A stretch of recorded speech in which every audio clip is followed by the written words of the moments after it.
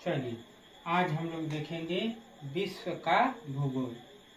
क्या देखेंगे? विश्व का भूगोल। विश्व का भूगोल में कौन आता है? समुद्र विज्ञान। ठीक है ना। तो समुद्र विज्ञान किसे कहते हैं, सबसे पहले इसके बारे में जान लेते हैं। तो किसे कहते हैं? जिसमें महासागरों के भौतिक, रासायनिक, भूगर्भिक या भूवैज्ञानिक और पारिस्थितिक पहलुओं का अध्ययन किया जाता है, उसे समुद्र विज्ञान कहते हैं। मतलब किसका किसका अध्ययन किया जाता है? तो इसमें महासागर का भौतिक गुण क्या है, रासायनिक गुण क्या है, भूगर्भिक गुण क्या है और पारिस्थितिक गुण क्या है, इसके बारे में हम लोग जानेंगे। तो सबसे पहले देखिए भूगर्भिक प्रक्रम क्या होता है।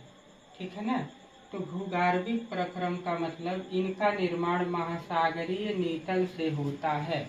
महासागरीय नीतल का मतलब क्या होता है? मान लीजिए ये क्या है? महासागर है। ये क्या है? महासागर। यहाँ तक पानी भरा है। ठीक है ना। ये क्या है? महासागर। ये पानी भर गया है। ठीक है। उसके बाद हम लोग देखेंगे नीतल क्या होता है। जो इसी को बोला जाता है, इसी को क्या होता है? ये नीतल बोला जाता है। जो समुद्री के सबसे नीचे वाला भाग होता है उसी को क्या बोला जाता है?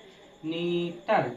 क्या बोला जाता है? नीतल बोला जाता है। ठीक है। इसी को क्या बोला जाता है? नीतल बोला जाता है।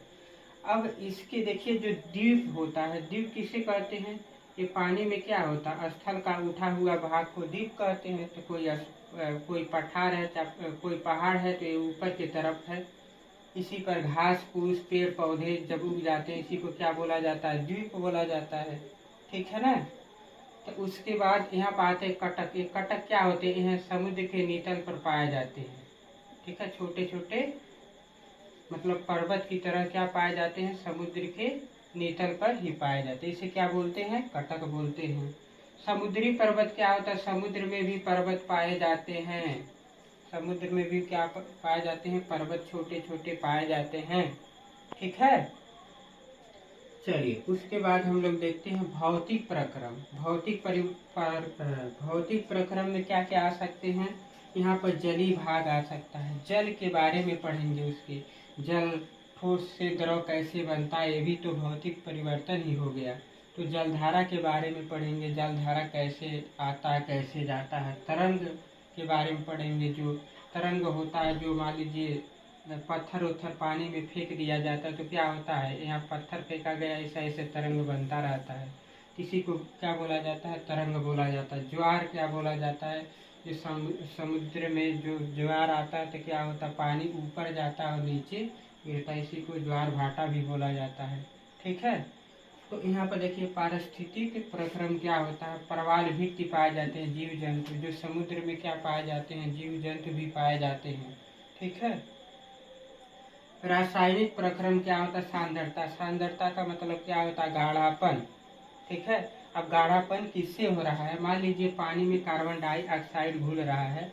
अब देखिए अगर जबरदस्ती घुलेंगे तो भौतिक परिवर्तन हो जाएगा, लेकिन अपने मन से घुलेगा तो क्या हो जाएगा? रासायनिक परिवर्तन हो जाएगा। ठीक है ना। तो यहाँ पर कार्बन डाइऑक्साइड का पानी में घुलना, लेकिन जबरदस्ती नहीं, केवल अपने मन से घुलना क्या कहलाएगा? रासायनिक प्रक्रम कहलाएगा। चलिए आगे बढ़ते हैं। समुद्र विज्ञान का जनक किसको बोला जाता है? मैथ्यू फॉन्टेनमारी को बोला जाता है। किसको बोला जाता है? मैथ्यू फॉन्टेनमारी को बोला जाता है।